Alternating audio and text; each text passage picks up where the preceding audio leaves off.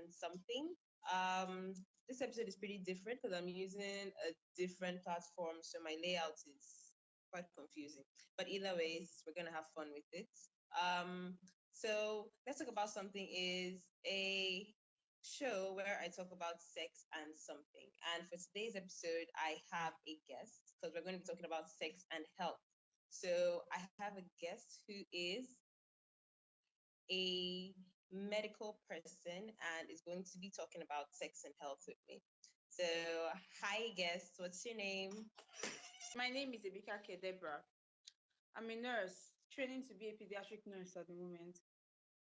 Oh, pediatrics. That means you're going to take care of kids. Yes. Wow, what's inspired that? I I find it easier. My postings, my clinicals, I've always found it easier taking care of kids, working with children than adults. And I have passion caring for kids, especially neonates. That's what I'm doing pediatrics. Neonates are babies born first day of life to 28th day. Those are neonates. So Yeah. And they complain less than humans, I'm sure. All they do is cry. they do. I'm actually one of the few persons that actually prefer pediatrics because everybody is saying they can't talk. You cannot. You don't know Yeah, what is can't wrong. So you can't yeah, pinpoint the problem. Just hear them cry and complain. But they're actually easier to deal with than adults because if if a child has an issue, you know the child has an issue. You probably even know the intensity of the issue if it's really painful or not because kids can actually bear pain and they do not really exaggerate yeah, much. And any care given to them, you can actually see the effects immediately. You understand? true. Unlike adults, that even if it is working, they would want to pretend and act like it is not working because they actually expect more care. So that's why I actually prefer kids than adults. If a child has hypoglycemia, that is low glucose blood level, you would be able to see the signs immediately, see the sweating, and they will not be really active anymore. And adults might have hypoglycemia, and I can have hypoglycemia and then I'll still be in class learning until True. I pain collapse. That's when you know that okay, there's something wrong with me. But Um, kids see it immediately, and once you treat, you give them if they can drink, give them coke or anything that has sugar. You see the effects immediately. You definitely. understand? That and Or adults are quite and adults complicated. will actually pretend like they are still not okay. All right. Nobody wants to feel yeah. I understand that. I totally get that. But since you know a lot about kids, so since you're talking about you know a lot about kids, that means you know about the process of bringing kids to life. So so talking about sex and health should be part of your field, kind of, in a sort of It is way. actually still have to deal with adolescents, and adolescents actually starts, sex starts at that age. Yeah, that's true. That's true. Supposedly. Was there any drastic change between a 17-year-old and an 18-year-old? I mean, is there really any drastic physical change or anything? Well, there could be some developmental changes and physical changes, just very few minutes. Depends on individual, varies with individual. Some people reach their milestones before 18. Some people get to particular milestones by 18. So varies in individual. Difference is actually not much. But because the law says that after And I, 18 you are adult. yeah. So I remember when I was like 17, almost, I think I was like few months to my 18th birthday, and I went to the hospital and they told me I should go to the pediatric ward. I'm like, why? It was so embarrassing because I was trying to form like, I'm an adult and all yeah, that. Sending me to the that pediatric ward. I'm like, no. pediatricians have that problem where a girl that is 17 years old is already feeling like an adult, but she still has to go to the Right. pediatric ward. So we just have to encourage her, make her understand why, and make her feel like an It was adult in the really world. embarrassing. It was really embarrassing because imagine if I was dating somebody who was like way older than me, and imagine if I'd gone with him there and they're sending me and him to, oh my god. So embarrassed. It is. But yeah, well, it's one of those days. So since you deal with adolescents and all that, if you get approached, by an adolescent or someone that wants to have, I know they might not be so explicit, but someone who wants to have an active sex life, what are basic things that a person should know before having an active sex life? First thing I would tell them is abstinence. It's key. It's actually the best decision you can actually take. Abstinence Okay. is key. Then you're supposed to understand your body first. You understand your reproductive organs. You understand functions of your reproductive organs and all of that. You understand how to care for your reproductive organs. That is the first thing you should do. That's taking care of yourself first. And if you still want to engage in sexual activities, because after I've advised you on abstinence and you still say you want to go ahead and engage in sexual activities, then you should understand safe sex. You should be able to practice safe sex. That means you should be able to protect yourself at every point. You should understand that sex actually brings about a baby. If you have sex, there's a chance, probably while you're ovulating, or now they said the sperm can stay in the vagina for up to 7 days. So you should actually understand all this, that there's a possibility of you becoming pregnant. If you're ready for a child, are you ready for a child? Then to understand that, so that you know that if you're ready for a child or not, that is financially and mentally ready to have a baby, because labor and birth is not an easy process. Are you mentally ready for that? We have had cases of girls, 17-year-olds, 15, 14, having psychosis, prayer psychosis, that is mental illness after delivery. I've had cases of preeclampsia, eclampsia, and which can actually lead to blindness. So you should actually understand the risk of all this. Your reproductive organ is still trying to develop and it's not fully developed yet. Yeah. So so you actually have to understand that these are the risks you would face if you actually engage in sexual activities at that age. They should also understand that there are actually STIs, there are STDs, there are sexually transmitted infections. So you should be able to protect yourself from that, because some of these infections are very hard to treat. You have the chlamydia and the gonorrhea and all of that. And then you Yeah. also have HIV and AIDS, you have hepatitis. So you should also understand that these infections, but HIV now is an autoimmune disorder. There's actually no treatment for that. You just have to you just have to boost your immune system. That is the only thing you can do, right? And if the person is infected with the virus, so then you also have to think about your mental health too. Are you ready Yeah. for that level of intimacy with the individual? Are you ready for that? Are you ready to give yourself? Because there are hormones being released. These hormones helps you to become intimate with an individual. So are you ready for any of that before you think about having sex? And fine, good, And you yeah. decide you decide to go on with that, then you should practice safe sex. You should get condoms. You should be on a family planning method. I Yeah. I actually was going to talk about that. I was going to talk about family planning. Yeah. actually advocate for the implant no and Jadel. I I Yeah. I, I believe it's safer than the injectables, because there's a high risk of fertility with the injectables, and the oral contraceptives are safe. But how do you actually go on with it? Do you continue? You're not supposed to stop. You're not supposed to miss a day. Do you keep up to it? Are you what's the word Oh I'm yeah. looking? Is there something? Is there like can something bad happen if you miss a day, especially with these pills?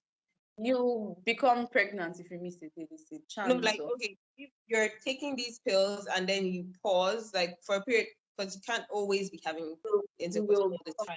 pregnant. Any day you pause, you become pregnant. There's a What chance if of. you're what if you're not sexually active? That period you stop taking it. If I you're mean, you not sexually active, then you would have to can't. take the pills for some time. You have to take it for some time before you actually, it actually starts from a day. Every Yeah. pill has a specific purpose for a day. Some pills don't really have a purpose for a particular day, but they just help.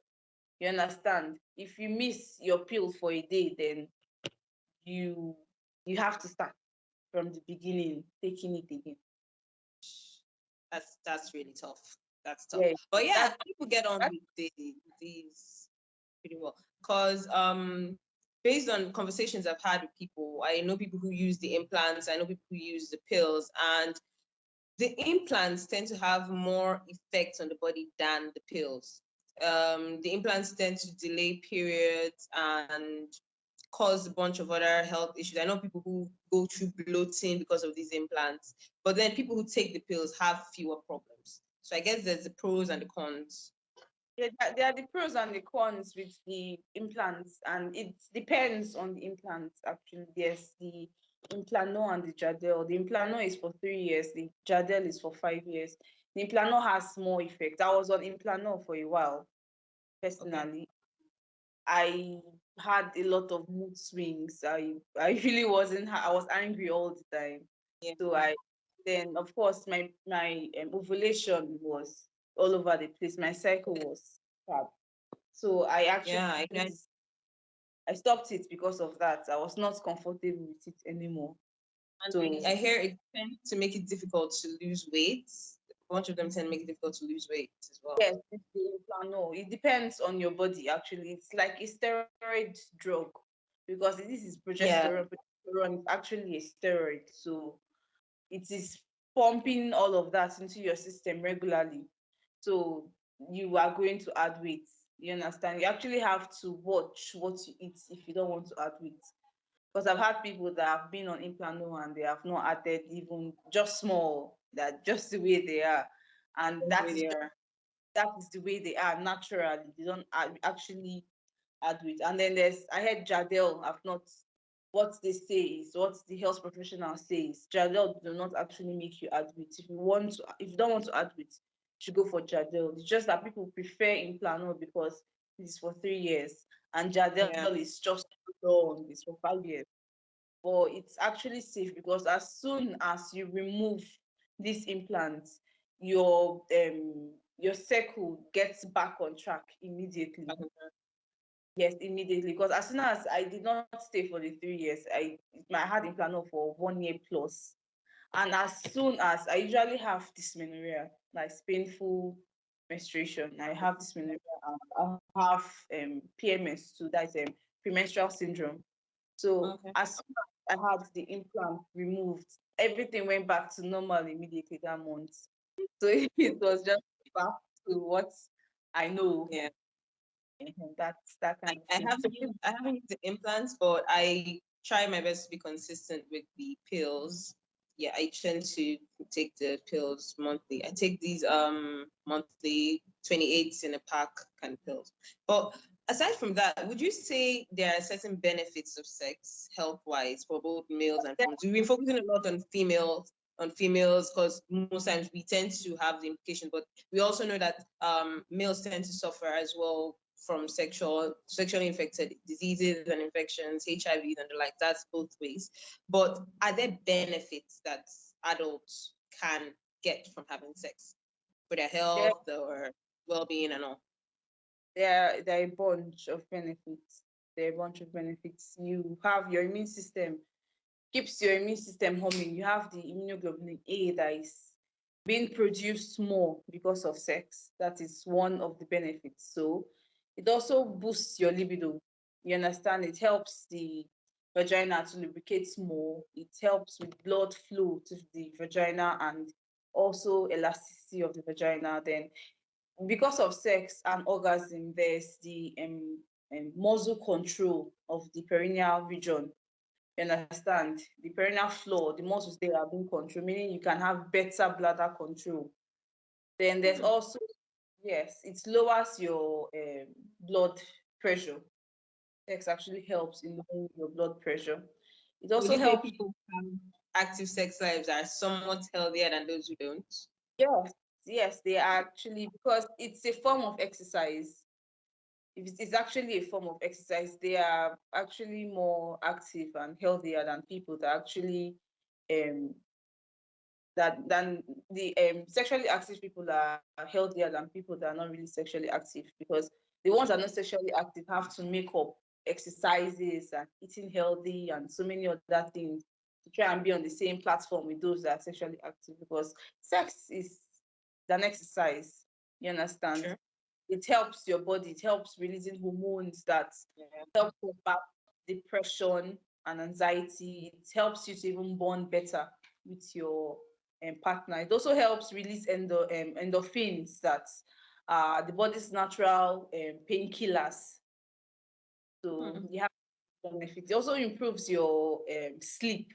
It helps you sleep better. People with insomnia should have more sex, because it helps improve insomnia. Then there's also your self-esteem. You become more confident. Mm. Well, these are all things that said, but there are people who have active sex lives but still tend to suffer from insomnia and low self-esteem and a lot of others. So that means sex is not exactly a cure; it's just an aid that can Yeah, help. that aid, it can help. So It's not you won't not go to the hospital. You can won't go to help. the hospital and say you're suffering from depression, and they would prescribe Oh, have sex yes. times No, daily for 5 days. no. Okay, for example, now I can give you an example. I really have not researched on that yet, but during one of my classes, pediatrics, because pediatrics, I've told you the age range, we still have to learn about adolescents, and we were learning about acne in class. Acne, that's pimples on the face. And Okay. one of my colleagues said she had suffered for pimples for a very long time, and she went to the hospital for that. And she's married. She's actually married. I mean, no, she was about to get married at that point. So they actually told her that if she gets married, she would not have these problems anymore, Mm. because yes, that sex helps in releasing hormones that reduces stress level, and stress is also a contribution to acne. You know, Yeah. they help release those sebums. They help producing more sebums that causes the pimples and all of that. So the stress level is reduced because of sex. And there's also the fact that it depends on how you have sex. All these things is an individual difference. Is Sure. it that you are not comfortable having sex with this individual and you are just doing it? That is something you have to consider. You have to be relaxed mentally, prepared mentally for you to actually benefit from it. It's not rape, because rape is not going to help with any of this. You're not relaxed mentally for that. Then, and definitely not when you are just doing it because you're trying to please that individual. You are doing it because you want to. That is Want what to. sex. Yes, that is what it should be. It should be something you want to do, which will help you benefit from this. You should be relaxed. There are even studies that have shown that the chances of getting pregnant are lower in women that are not relaxed mentally. Uh, yeah, I've heard of cases where women who go to the hospital they for infertility, and they're told that because of their busy lives they have to calm down with work and all that so they can actually get pregnant. So they can conceive, because the vagina has to be, I mean, the uterus and your body has to be relaxed so that the sperm can get to where it's supposed to get to, and the egg has to fertilize. Your body still has to implantation to even occur, and any of those other processes. Okay, that makes a lot of sense. But then again, oh, there's this myth I wanted to bring this up when you talked about your friend with the acne and all. There's this myth that semen actually helps reduce acne. Is that true? I don't know if semen reduces acne. I don't know about that. I've heard the myth before and I've not really sketched it. What I do know is that when you have sex, there are hormones being released. They call them the happy hormones, the Yeah. oxytocin, serotonin, dopamine, and all of that. These are being released, and this helps to relax your body and reduce stress. And stress is a contributing factor, is a risk factor for acne. You understand? True. They make the sebum to be produced more by the sebaceous gland and all of that.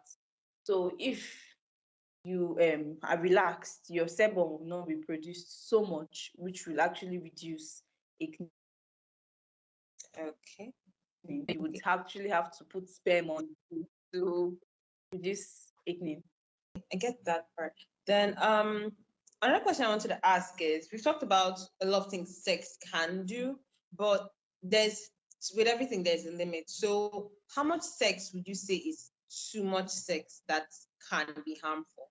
I know we hear this a lot with guys who I think when guys tend to have way too much sex, it causes problems with sperm production or something. I know I've seen something about that, about guys that actually pass out from too much ejaculation. But I've never heard anything about females. Can you tell us a little bit about that? Okay, when you have sex for a very long time and you are no longer comfortable with it, there's a point you get to where there is no more lubrication. A lot Yeah. of women experience that. That is, you have actually gotten to your limits. That is your limit for that time. You should give your And body then time. there's lube. People use lubricants. So Yeah, people actually use lubricants and they continue. But the thing is, when it gets to that point where it's dry, there's a chance of trauma to the vagina that is tearing down.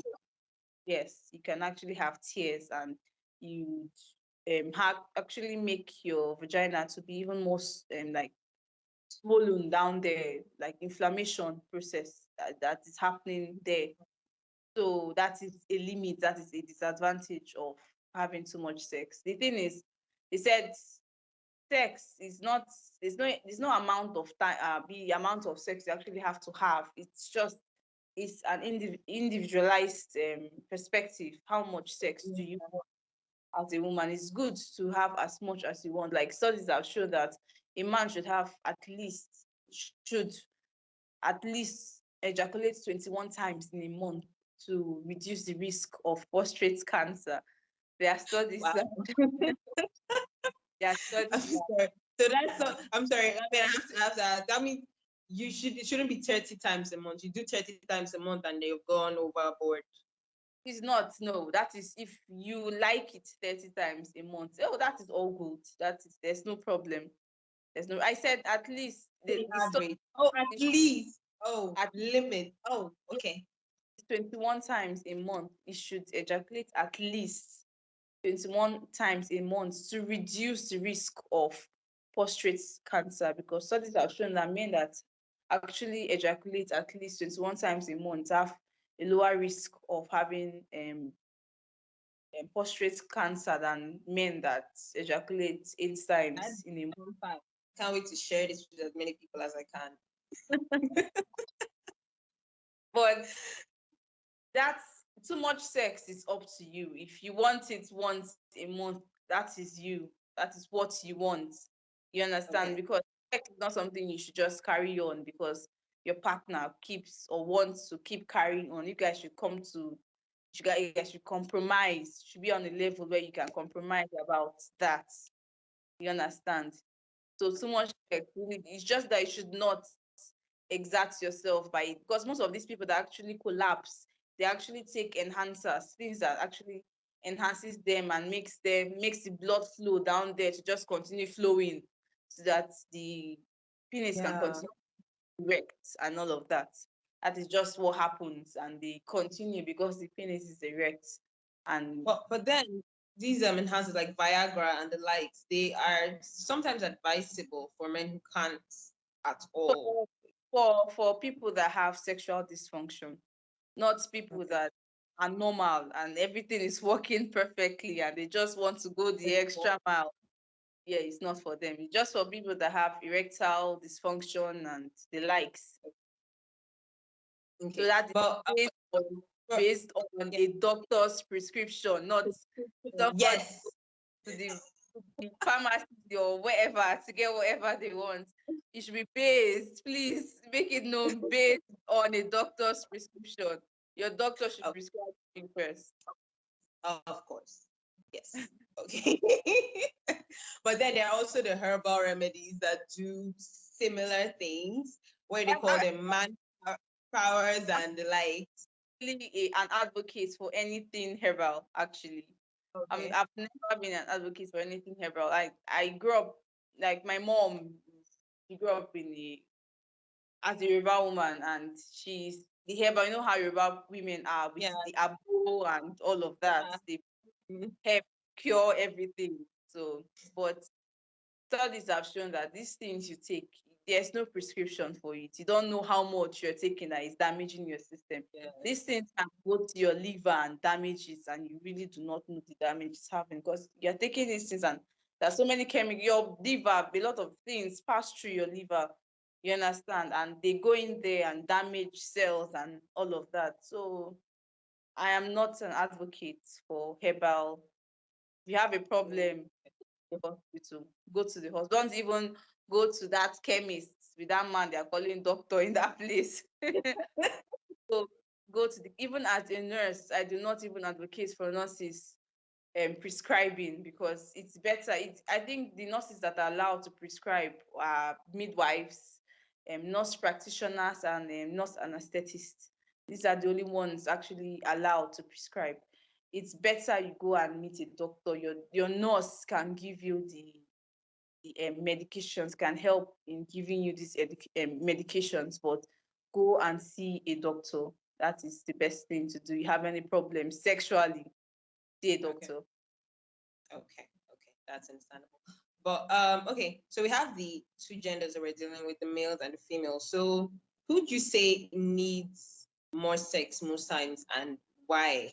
Because most times, thanks to our culture, our society, we tend to make it seem like the man always needs more sex because he has to have orgasms. But females also have orgasms, and right at the time where we're looking at some kind of equality. So from your um will I say experience as a medical person, who would you say actually most times needs more of this release than the other? Well, I advocate for gender equality. it is it is individualized. It depends on the person. I would not say men need more sex than women or women need more sex than men. There are people with high libidos and people with very low libidos. You understand? There are, so if you know your libido is on the high side, then you actually tend to want it more than I would not even say need it more. I would say want it more than Okay. women or whoever, than the next person. If as a man your libido is higher, you might need it more than your partner that her libido is lower. Or there are cases of women that their libido is higher and a man's libido is quite, so it tends to be like she needs it more. But the thing is, it's just this culture, our culture, that makes it look like because he's a man or because he is very open about his sexual needs, he needs it more than women, than Yeah. his yes, Partner. but they both need it. Some women think about sex like 3 to 4 times a day. So what do you think? They actually need it more. A man maybe can think about, there are men that might even go 1 week without thinking about it. That is him. That is personal. That is, Nothing.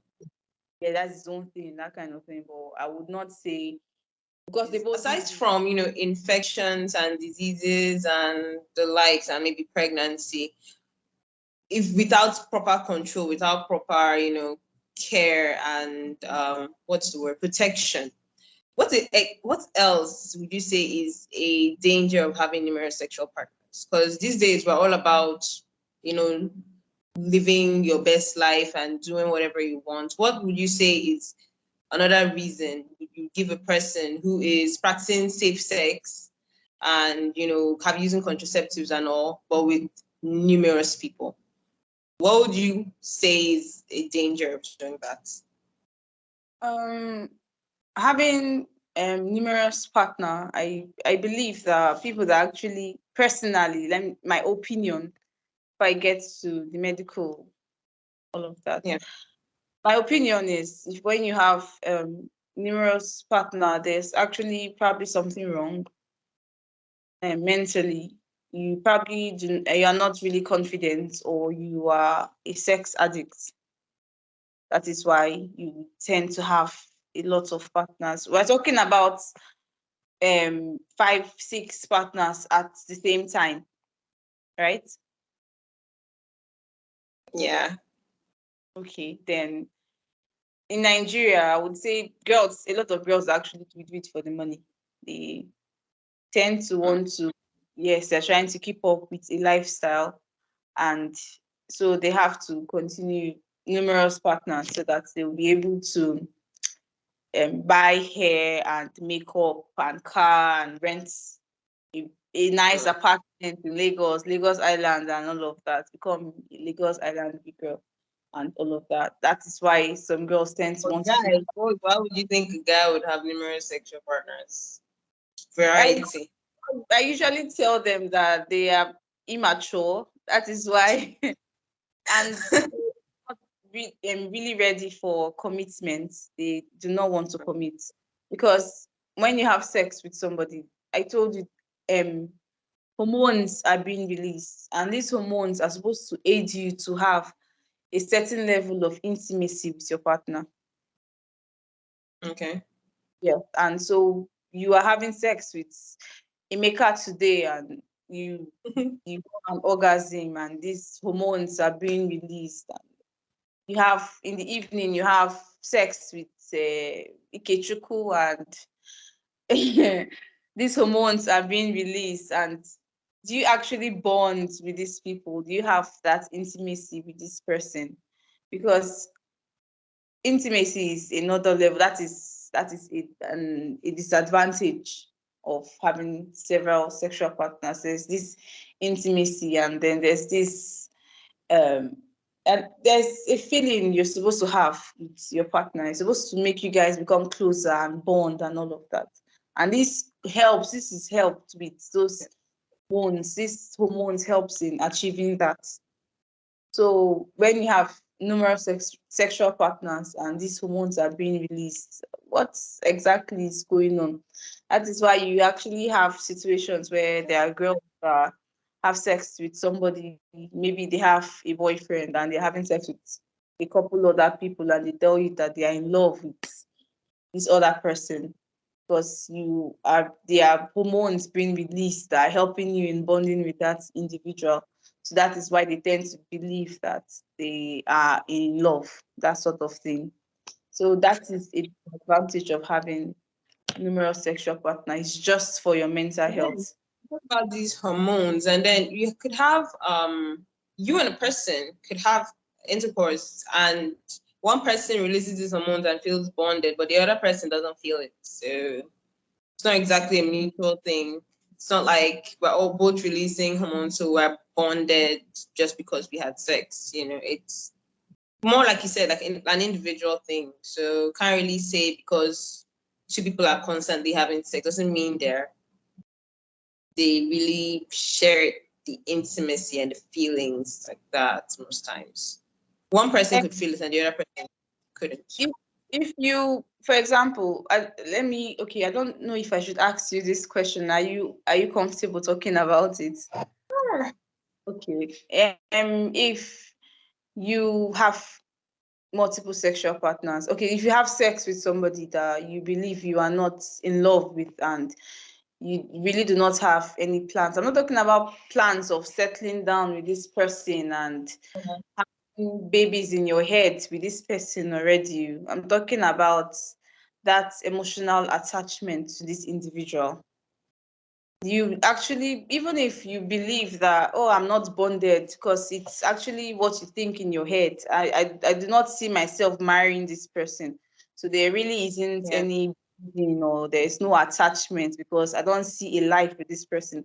There's so many reasons why we get married. It's not just for the feelings we get. You understand, for the individual, we actually consider quite a number of things. You consider even what your children will look like. You consider the financial perspective of it all. You consider how compatible the both of you are. Would you kill each other in the house? Are you guys ready to work things out? Many guys have issues and all of that. But emotional attachment, that is mentally, that is, you understand, the bond with that person. You tend to probably drift to that person. That is why you could actually pick up your phone and say, oh, it's just sex, I'm just honey, and then you call that individual again. and you guys have sex again. You understand? Yeah. It is not just that, is actually an attachment, and that affects you mentally.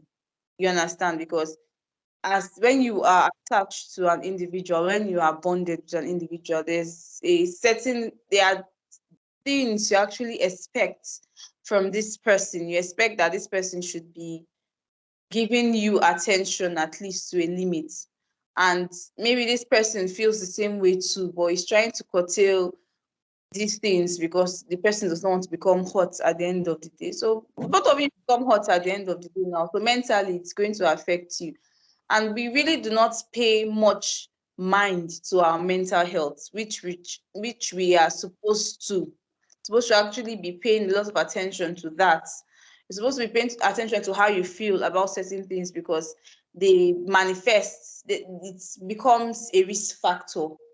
I don't know if you understand what I mean, because if you have Yeah. a mental illness, it's not just one thing that causes it. It's a couple of factors that Things put together. Yeah, that can totally understand that. are Understand. predisposing yourself even more to having a mental breakdown. Okay. Okay. Yeah.